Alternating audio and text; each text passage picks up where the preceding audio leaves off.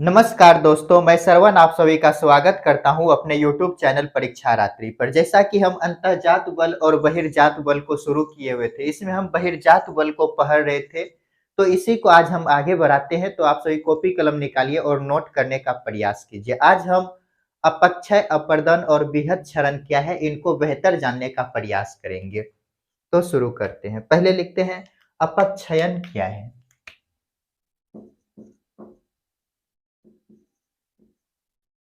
अपक्षयन, इसी को अपक्षय भी कहा जाता है। तो ये क्या होता है, ये पहले जानिए। ये स्थैतिक क्रिया है। स्थैतिक मीन्स हो गया एक ही स्थान पर। मान लेते हैं ये चट्टान है, ये चट्टान है। इस पर जब ताप पड़ेगा, ताप प्लस आर्द्रता और वर्षा जब पड़ेंगे, ताप पड़ेगा तो क्या होगा, ये फैलेगा, और ताप घटेगा तो क्या होगा, ये सिकुड़ जाएगा ताप बढ़ने और घटने से। तो क्या होते हैं, ये सभी क्रिया के कारण, फैलने और सिकुड़ने के कारण और आर्द्रता नमी के कारण, वर्षा के कारण ये धरातल पर गिरते हैं, ऐसे करके टूट करके। इसी को क्या कहा जाता है, अपक्षयन। तो हम लिख सकते हैं तापमान, आर्द्रता आदि मौसमी कारकों के प्रभाव से चट्टानों का विघटन और वियोजन होता है। विघटन क्या, टूटना फूटना, वियोजन इसमें सरता गलता है, तो जिसके कारण क्या होता है, मृदा का निर्माण होता है। ये जब यहाँ से टूटेंगे तो क्या बनेगा, ये धरातल पर जब आएगा तो मृदा का निर्माण होगा, मृदा। तो यहाँ पर लिखते हैं तापमान, आर्द्रता, वर्षा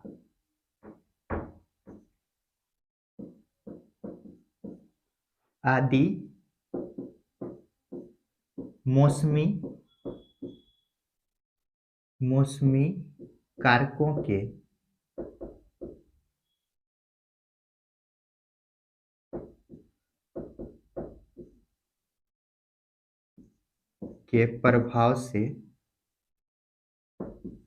प्रभाव से चट्टानों में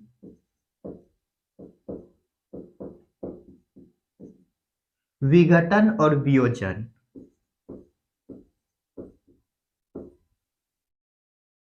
प्लस वियोजन की क्रिया से क्या बनता है, चट्टान का निर्माण होता है। क्रिया से चट्टान बनता है, मिट्टी, मृदा बनता है, मृदा बनता है। विघटन ये कैसा, इस यह जो है कि टूटना फूटना,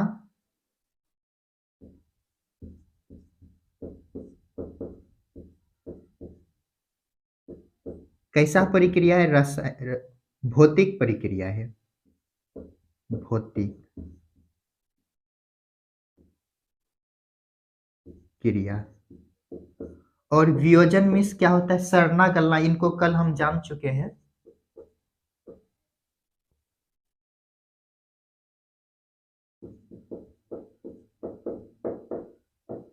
ये कैसा क्रिया है, तो यह रासायनिक क्रिया है।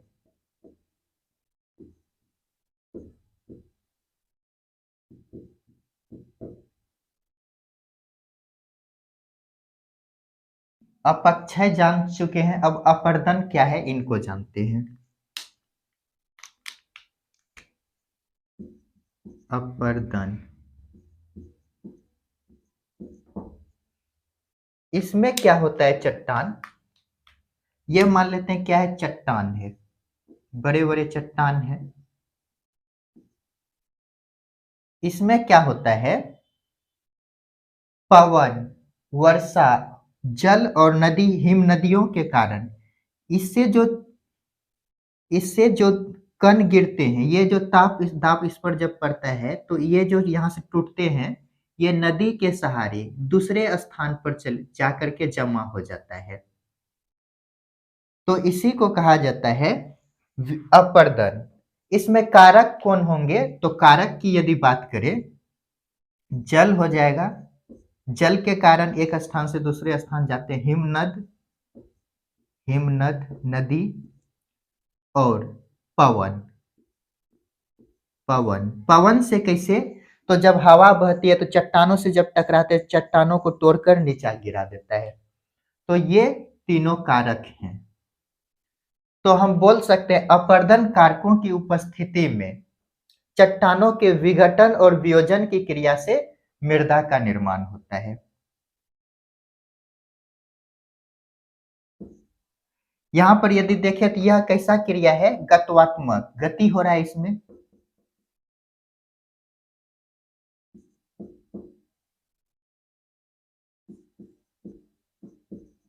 गत्वात्मक क्रिया। ये कैसा था? तो स्थैतिक क्रिया। इसमें हम लिख सकते हैं अपर्दन कारकों की उपस्थिति में, अपर्दन कारकों की उपस्थिति में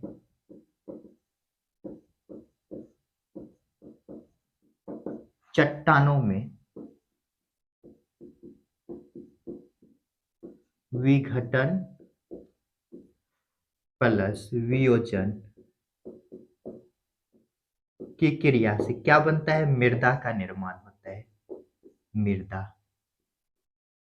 तो जल्दी से इनको नोट कीजिए। तो पहले क्या देखें, अपक्षय क्या है? तो यह स्थैतिक क्रिया एक ही स्थान पर होता है, ये स्थैतिक क्रिया, इनको कल जान चुके थे। तो इसमें क्या होता है? ताप, आर्द्रता और वर्षा, तापमान के बढ़ने घटने, आर्द्रता ह्यूमिडिटी, जब इसमें जलवाष्प की मात्रा हो वायुमंडल में, और वर्षा के कारण क्या होता है? ये मौसमी कारकों की उपस्थिति में, ये सभी क्या है? मौसमी कारक है। कारकों की उपस्थिति में के प्रभाव से चट्टानों में क्या होता है? विघटन, टूटता फूटता है, भौतिक प्रक्रिया है यह। और वियोजन, सड़ना गलना, यह कैसा क्रिया? तो रासायनिक, इनको कल जान चुके हैं। इसके कारण क्या होता है? मृदा का निर्माण होता है। और अपर्दन कहे तो अपर्दन क्या होता है?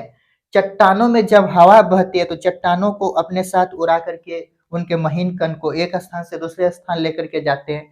या दूसरा कारक यदि बोले तो हिमनद या जल के कारण भी चट्टान क्या होते हैं? एक स्थान से दूसरे स्थान नदी जल के सहारे जाते हैं। तो इनके कारण भी क्या होता है? अपर्दन। तो यहाँ पे लिखे अपर्दन कारकों की उपस्थिति में चट्टानों में विघटन और वियोजन से क्या होता है? मृदा का निर्माण होता है। जल्दी से इनको नोट कीजिए। चलिए इनको मिटाते हैं।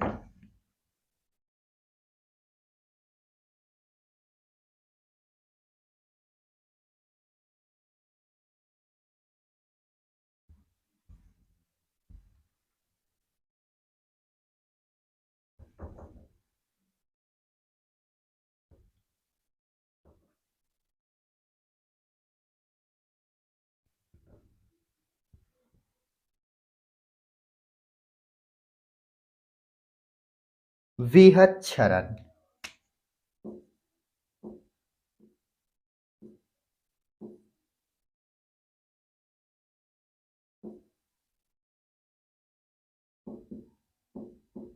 वृहत क्षरण, ये वृहत क्षरण क्या होता है? मान लेते हैं ये क्या है? पर्वत है।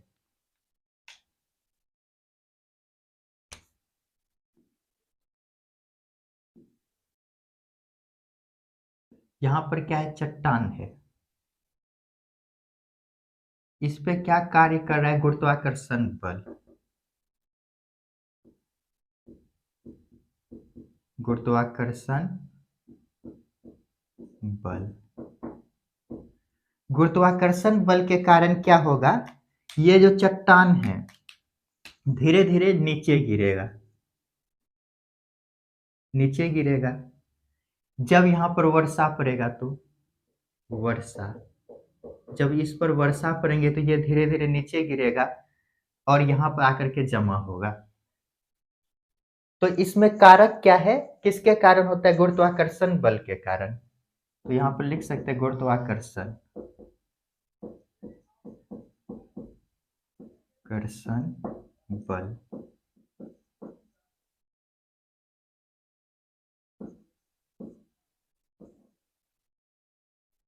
तो इसको कैसे लिखेंगे? गुरुत्वाकर्षण बल के कारण, पर्वतीय क्षेत्रों में गुरुत्वाकर्षण बल के कारण चट्टानों में क्या होता है?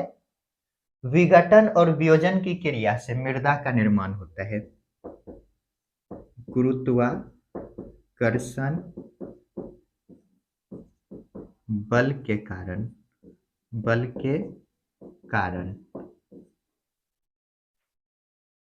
चट्टानों में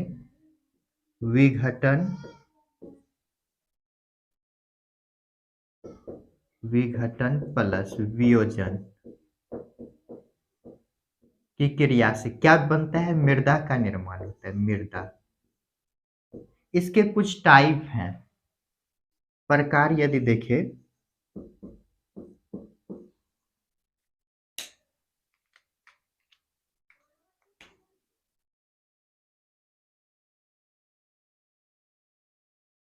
ये ऐसा परत है और यहां से चट्टान गिर रहे हैं, ये मान लेते हैं चट्टान है और ये चट्टान गिर रहे हैं, तो इसको क्या कहेंगे? Rock fall.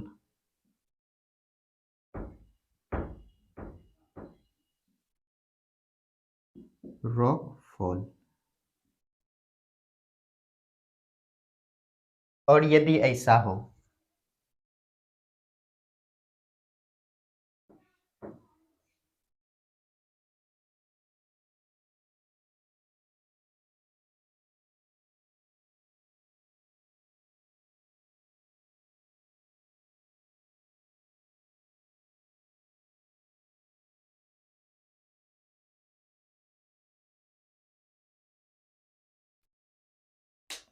और यहां से क्या हो रहा है? चट्टान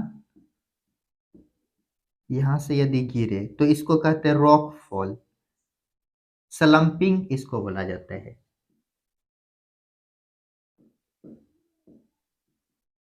स्लंपिंग। और यदि ऐसा हो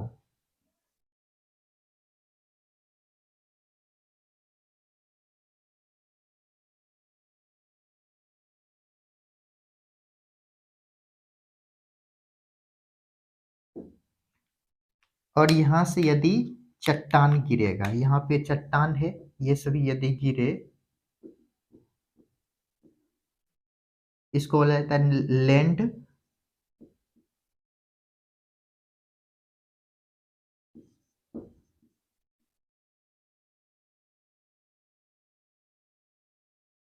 लैंडस्लाइड। जल्दी से इनको नोट कीजिए। तो क्या देखें अब बृहद क्षरण क्या है? तो इसमें वर्षा के कारण, गुरुत्वाकर्षण बल के कारण क्या होता है? चट्टान नीचे की तरफ गिरते हैं। तो यहाँ पर लिखे हैं गुरुत्वाकर्षण बल के कारण चट्टानों में विघटन और वियोजन से क्या होता है? मृदा का निर्माण। इसके कुछ टाइप हैं। यदि पहला टाइप देखें तो यदि सीधा 90 डिग्री पर यदि गिरे तो उसको क्या कहते हैं? Rock fall. यदि ऐसा हो आकृति तो इसको क्या कहेंगे? ये मान लीजिए यहां तक है, इसे समझिए। यदि ये गिर रहा है तो इसको क्या कहेंगे? ये ऐसा करके गोल टाइप का है, आधा वृत्त का एक खंड मानिए, तो इसको क्या कहते हैं? स्लंपिंग। और यदि ऐसा आकृति हो तो इसको क्या कहेंगे? लैंडस्लाइड। लैंडस्लाइड। तो जल्दी से इनको बनाइए। तो दोस्तों आज के लिए इतना ही। मिलते हैं नेक्स्ट क्लास में, जिसमें कि एक नए टॉपिक को डिस्कस करेंगे। तो आप सभी खुश रहिए, पढ़ते रहिए और अपने माता पिता का सम्मान कीजिए।